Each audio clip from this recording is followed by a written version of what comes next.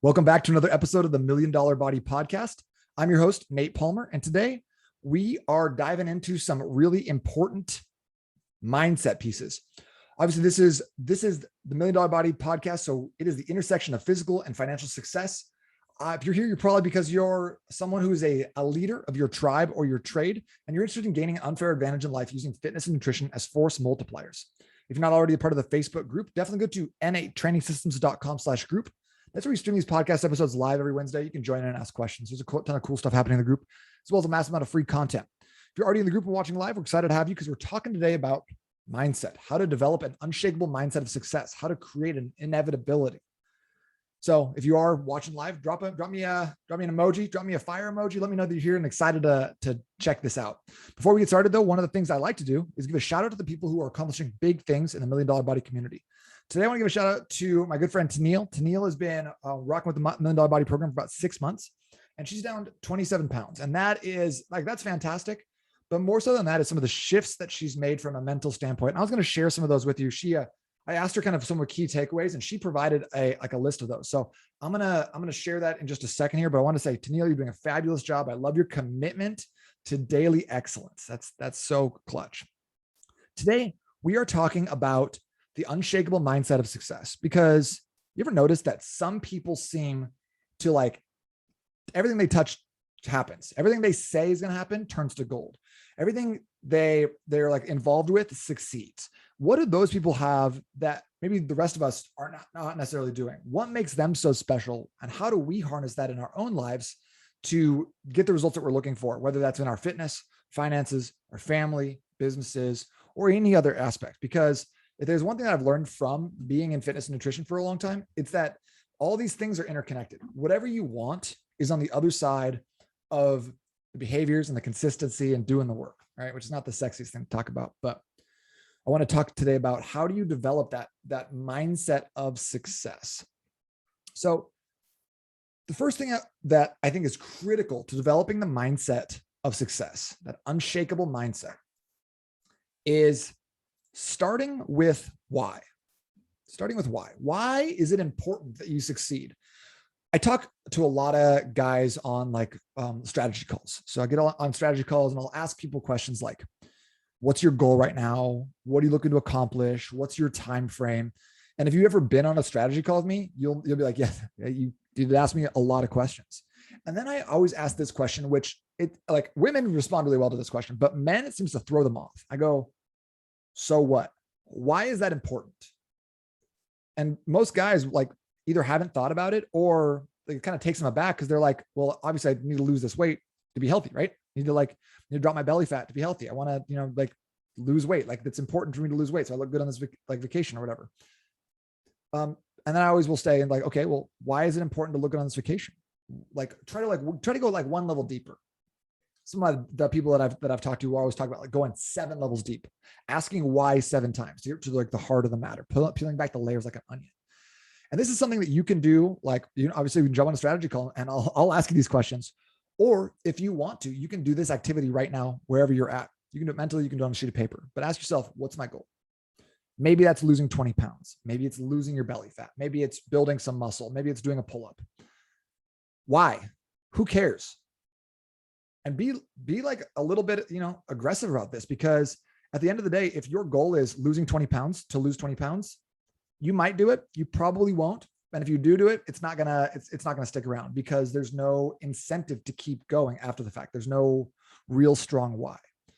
So I had a conversation with someone the other day, and he was like, hey, it's all about confidence for me.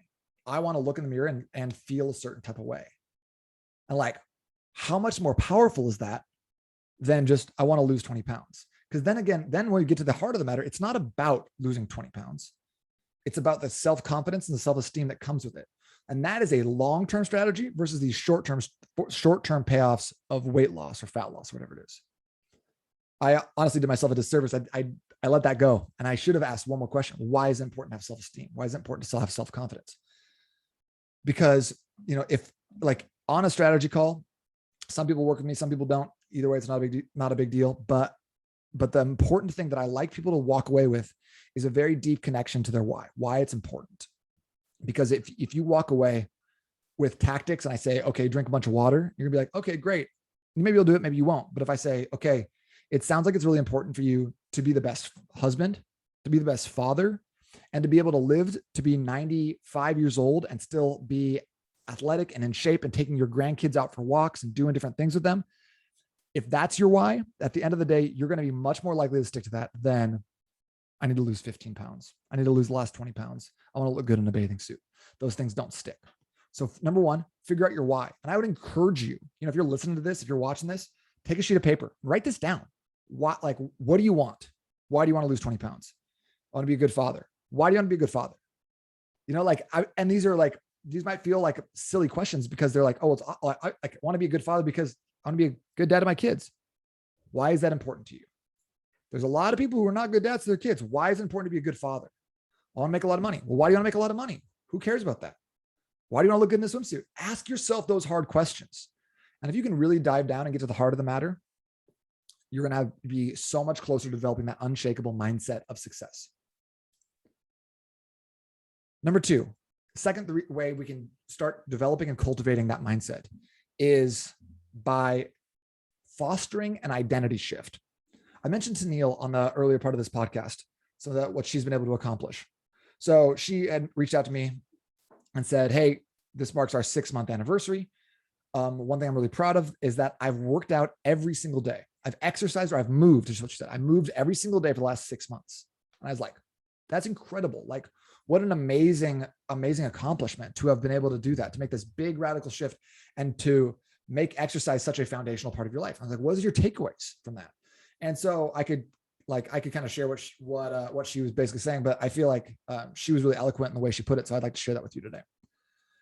She said, number one, decide that working out or exercising or training is not something I do. It's who I am. I'm a person that is a gym goer and I go every day. That way on days where motivation is low, you somehow still make it happen because that's the type of person you are. Sometimes this requires getting creative. If I miss the gym in the morning, the day's not over. Where will I fit exercising in? Am I going to go for a walk on lunch? Am I going to go after work? If I can't, is there another activity like dancing I can do? Make it happen.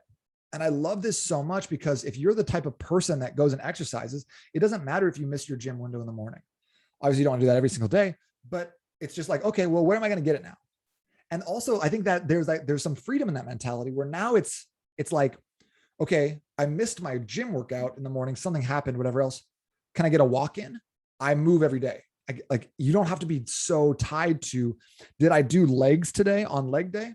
Missed that, but I know tomorrow I'll get it in. I'll go back and make that up. Today, I'm going to fill in with something else that fits more of my schedule.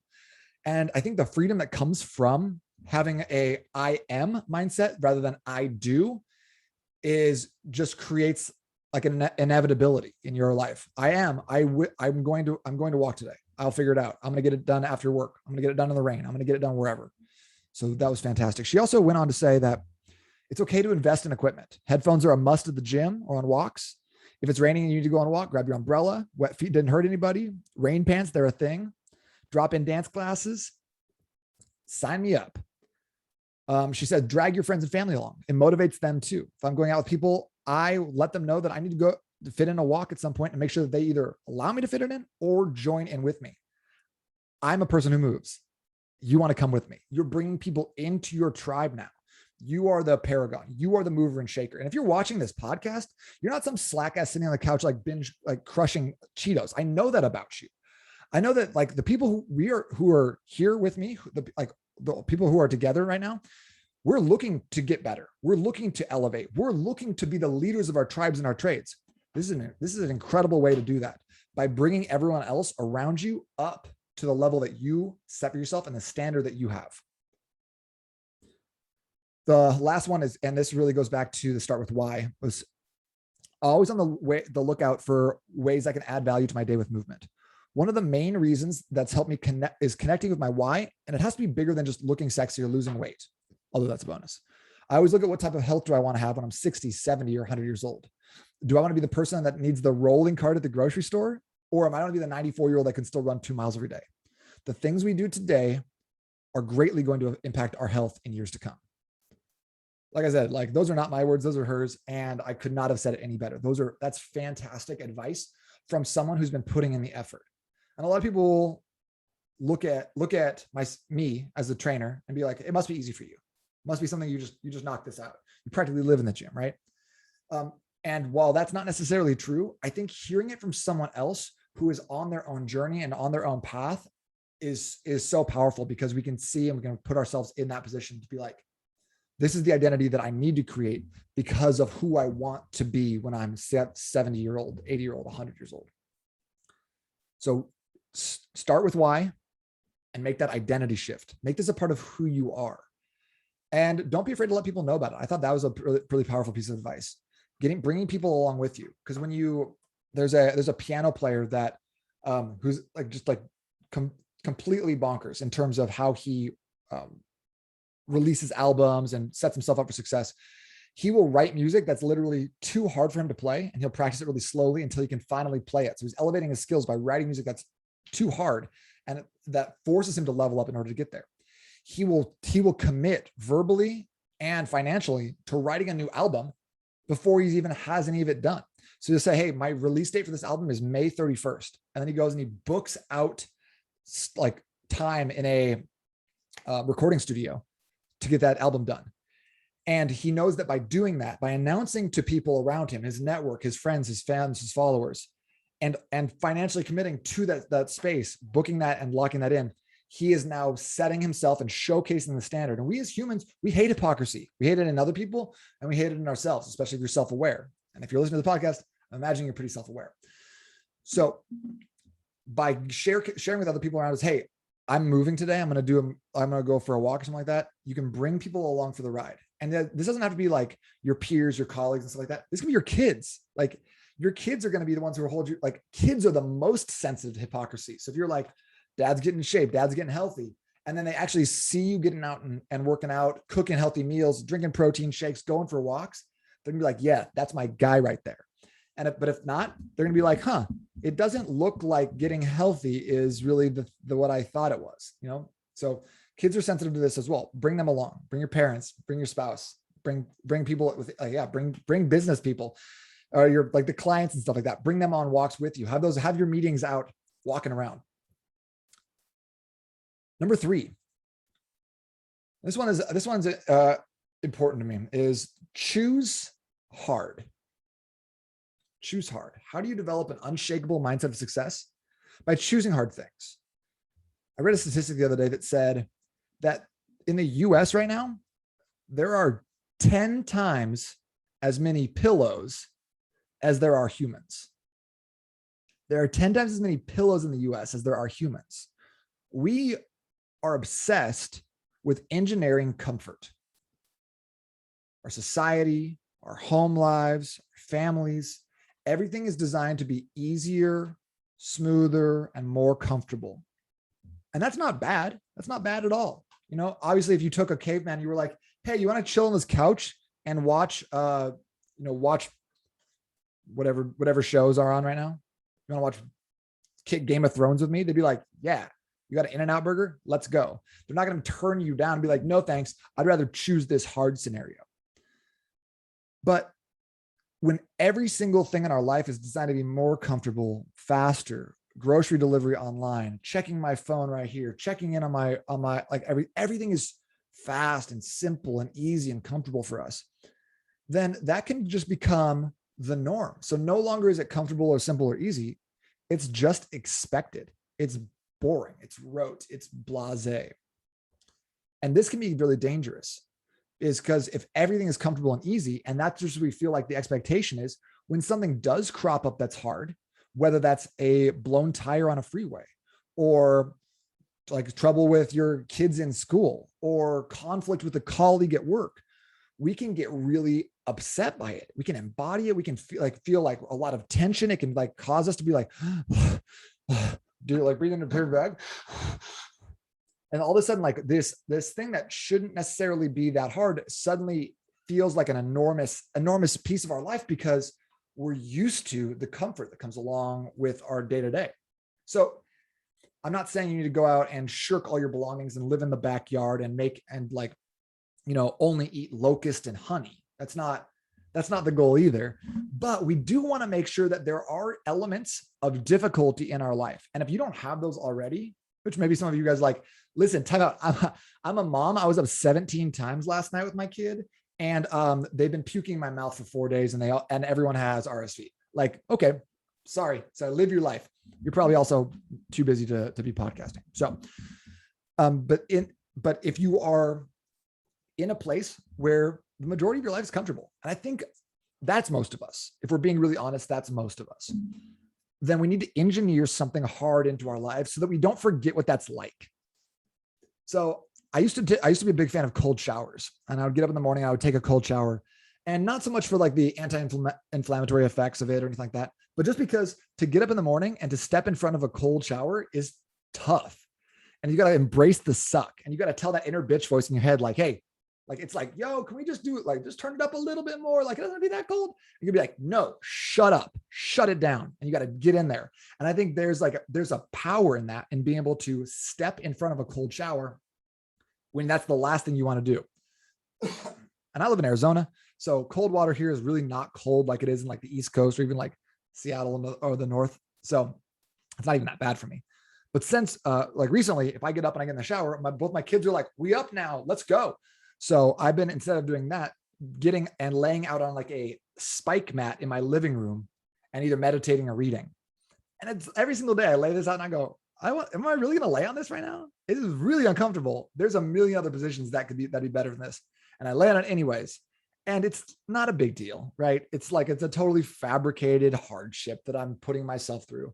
But if I do it every single day and I lay on this mat and I get off of it, I always feel great mentally because I've already done something that was challenging for me, that made me, that I wanted to not do, that I did anyways. So having something like this in your life can be extremely powerful, because when that does come up, where someone's like, hey, like something's happening at work, there's a big conflict, you need to have a tough talk with your spouse, you need to discipline your kids, you don't want to, then it's easier to lean into that. If this is not the first time we're having a hardship or a difficulty this week. So engineering stuff that's tough, that's challenging. I think going to the gym is like this too. And it's not like, I think that people who are like going to the gym, going beast mode, go to war, like those people have obviously never been to war, because that's just ridiculous. And while I don't think it's like that, I do think that, most days, like I'm a trainer and I don't want to go to the gym. Like my coach is telling me to do legs twice a week right now. I don't want to do that shit. He's got me doing like these sissy squats at the end of a workout. I do not want to do it. I'm tired. I'm burnt out. I've had a long day. I don't feel like it. But I know that if I do that, it's going to make my other decisions in my life a lot easier. So again, it doesn't mean you have to walk 10 miles to get groceries instead of having like someone deliver it. It just means that you'd be mentally prepared to do so if it was necessary. Henry Rollins, he's kind of like a little bit like a Stoic philosopher he's the lead singer of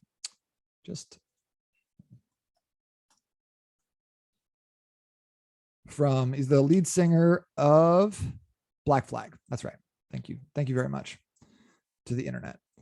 He said one time, the only time you define your character is when you go without. In times of hardship, you find out what you're made of and what you're capable of. If you're never tested, then you'll never define your character. And personally, and I think to the rest of us in this community, like this is a community of leaders, of people who want to excel, who want to be the elevated and like the paragons of their tribe and their trade. So don't wait for something hard to happen in order to figure out who you are and what you're about. Figure that out now. Engineer those things, put those things into your life. And I think that that's one reason that going to the gym and training, beyond the physical benefits, beyond biceps and abs, is critical for success. And this is why I would always hire someone who's been going to the gym for the last 5-6 years, way over someone who does not have that fitness habit, because they know the value of hard work. They can grind it out when it doesn't feel great, and they're consistent. That's critical to our long-term success and an unshakable mindset. The last one. So we've already talked about start with why, make an identity shift, choose the hard, and then inevitability. I am inevitable. Number 4 is decide that you are inevitable. And this is a real testament. If like choosing the hard is really relates to like manufacturing difficulty in your life and making sure that you're prepared for the challenges that come, then deciding that you're inevitable is the answer to the problem of boredom, to the problem that people like they hit that 3 to 6 week mark. Here's what happens. People get excited, especially, and I'm talking specifically about fitness. You get to start excited. We start losing weight. We get into our routine. Men are so guilty of this. We get in a routine and it starts working. And it's like, oh, great. I'm losing some weight. I'm feeling better. And rather than leaning into it, we go, all right, and we get a little bit more lax. We kind of pull out of it. We lower our standards.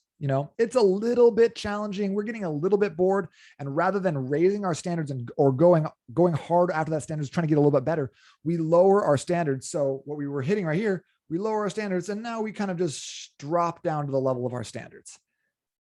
Does that sound familiar at all? Have you ever been there? I know I have, for sure. I was doing really great in a college class. I was like, oh, I'm killing this class, doing super good, studying a lot, really enjoying it. So you know what I did? Stopped going. Yep. It's because my brain apparently doesn't work. But no, it's just human. It's just human nature. When we get in this position where we're like, hey, this feels good, it's feeling easy, for whatever reason, we stop doing what we know we need to be doing. So this is critical, is that leaning in, understanding that inevitability comes from consistency. So rather than pulling back, leaning into that, developing that unshakable mindset, and realizing that everything that we want is on the other side of consistency.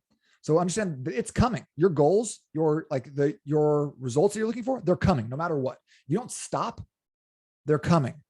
You're guaranteed to be victorious no matter what. And it's coming. So if you know that in your head, you can internalize that, then nothing else can stop you. Because the only way you lose is you quit. When I was 19, I was in college. Between my sophomore and my junior year, I went out to Ohio. Many of you have read the book, seen some of these stories in action. And I was selling books door to door. And I decided that if I survived the summer, which was up in the air a few times. I remember one time some guy, I knocked on the door and the guy was like, rather than opening the door and being like, hey, you know what? I don't want any books right now. I'm not trying to buy anything. All I'd hear was the door on the side open and 2 big dogs starts barking and running at me. So this dude just let his dogs out on me. And it was one of those houses that's kind of like a little bit of a rural area. So he had a little bit of a 4-foot chain link fence in the front with a little gate. So I'd come in the gate. I have a book bag. It's 40 pounds. I come in the gate. I close the gate. I walk up to the door. I got my little clipboard. I'm knock on the door. I'm doo. I don't look like this, by the way. I look hospitable and kind. And he lets his dogs out on me, a big husky and a big, I don't know, giant lab bulldog mix or something crazy. And so I started running. So I was like, that's not friendly noises. That's not good for me. So I run and I jump over the fence with my book bag, which I kind of fling over in front of me. And so all that to say, if I survived that, my summer in Ohio, I promised myself I'd get a tattoo. So the tattoo I got is on my chest and it says, we will either find a way or make one. Because for me, that summer was all about problem solving. It was all about finding ways to make things happen in the face of people who don't want you to make things happen for you. They either don't give a shit about you or they actively want to see you fail. And if you've ever done door-to-door sales, or if you ever encountered a door-to-door salesperson, you know what I'm talking about here. You're not like, oh my gosh, come on in. Let's buy your magazines. Want some lemonade? And if you are like that, give me your address. Just put it in the chat right here. And I will be stopping by a little bit later with some encyclopedias. So that quote to me, that's attributed to Hannibal before he crossed the Alps and sacked Rome with elephants. By the way, he crossed the Alps with elephants. And I think that although I am not a great military leader or have ever been military minded at all, that the idea of whatever we want, we're going to get there. And if that door is closed in front of us, we're going through a window. If all the windows are locked, we're going to bore a hole through the wall. Like the Kool-Aid man, we'll be like, oh yeah. So if that's our mentality, is like get on the train or get out of the way because we're coming, then all this, like, no matter what your goals are, success becomes inevitable. Whether there's like open doors or brick walls, we're moving through them. We're finding a way. We're making a way. We're going to go over it. We're going to go around it. We're going to go under it. It doesn't matter. We're going to be El Chapo with our goals. Get in there, dig that tunnel. So that tattoo to me is, it's funny because like when you look at it, you can't really see it because I had it done in like a handwriting that is impossible to read now. So I'm the only one who knows what it says. So now if you ever see me with my shirt off, you can be like, oh, that's what it says. It's not Spanish. And it's not. Oops. That's what happens when you get tattoos when you're 19. Sometimes you make choices. Still like it though. The other thing that I love about the concept of inevitability and the fact that you can't lose if you don't quit is that you're right where you're supposed to be. You're right where you're supposed to be. You're not ahead. You're not behind. You're not running late for this. And comparing yourself to someone else who's on their own journey, doing their own thing, doesn't serve you. So just know that right now you're exactly where you should be in relation to your goals. You're exactly where you should be in terms of what you've, like, the effort you've put in, the results that you've gotten, and whether you're like just an inch into a 100-mile journey, or you're like halfway there, or you have no idea. This takes solace in the fact that you are inevitable. You are inevitable. And if you do not stop, you cannot lose. And whether your goal is 20 pounds of fat loss, building a 6-figure business, like having an amazing family and a relationship with your spouse, going on vacations once a year, moving jobs, starting your own company, whatever it is, if you don't stop, you don't give up, you don't look back, you cannot lose. You cannot be defeated here. And your success is guaranteed. So that is the foundations for creating a unshakable mindset. And like, this is as much for me as it is for anyone else. Like, I find myself so often comparing myself to other people. And I feel like sometimes I have the propensity to sound like a little bit of an arrogant dickhead when it comes to talking about fitness. To be honest with you, like I figured it out. I got it. Like my habits are responsible for my success here. I've been doing a really good job for a really long time with my nutrition and my fitness. There are other aspects of my life where I'm a complete like sack of shit, complete clown at, so like growing a business and building a team and doing all these other things, these are foreign to me. They're hard. They don't feel good. They don't come naturally. So, and in moments like this, when I feel like I'm going to like pull my hair out because I'm having problems with clients, my marketing's not working, Facebook ads or this and that, Facebook goes down, my email sent out today with the completely the wrong subject and tagline. Like when I have days like this and I think, fuck it, man, just like, is this even worth doing? Is this business even worth pursuing? Will I ever be successful? I come back to the mentality that I've developed through fitness, which is I'm inevitable. It might take me 10 years. It might take someone else who's smarter than me. You might take you 6 months to do what it takes me 10 years to do. I saw that a lot in fitness. Like people see me now and they think, here's where I am.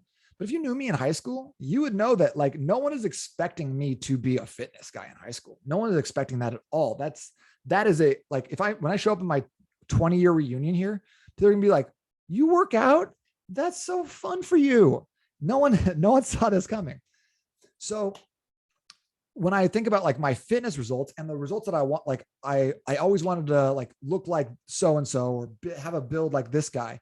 There are guys who went to my high school who still have a better, more muscular physique than I did at 16.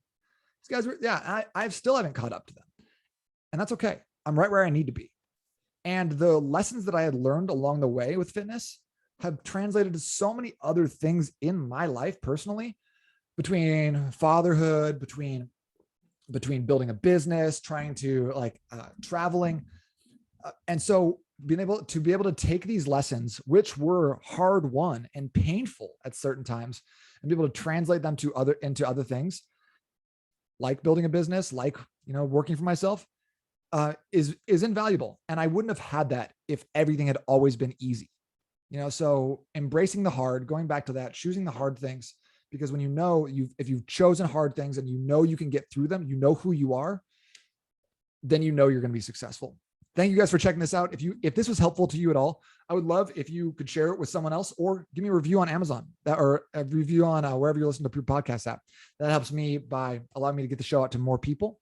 And if you have any other questions, anything I can help out with, please drop me a note here in the Million Dollar Body Facebook group. That's n8trainingsystems.com/group to get there, or shoot me an email, nate@n8trainingsystems.com, and that will connect you directly with me. You guys are having an amazing day. Talk to you very soon. Bye.